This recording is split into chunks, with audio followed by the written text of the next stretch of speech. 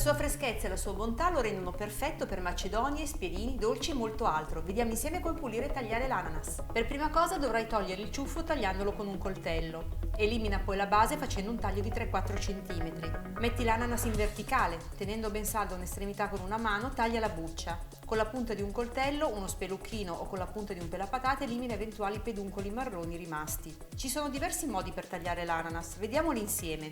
Se vuoi ottenere delle fette dovrai procurarti un coppapasta a cerchio, taglia a fette l'ananas e poi elimina con il coppapasta il centro legnoso. Per ottenere il carpaccio taglia delle fette sottilissime, volendo puoi aiutarti con una fettatrice elettrica. In questo caso non sarà necessario togliere il centro legnoso. Per ottenere degli spicchi taglia l'ananas a fette e poi da ogni fetta ricava 4 o 6 spicchi. In ultimo il taglio a barchetta. Per farlo dovrai però mantenere il ciuffo e la buccia esterna.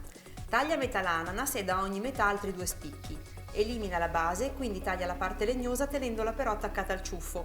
Con un taglio trasversale stacca la polpa dalla buccia. Poi taglia la polpa a pezzetti mantenendoli tra la parte legnosa e la base formata dalla buccia. Infine sposta leggermente le parti verso l'esterno in direzioni opposte, creando una decorazione a zig-zag. Ecco, ora il tuo ananas è pulito e pronto. Dovrai solo scegliere il taglio più adatto a te.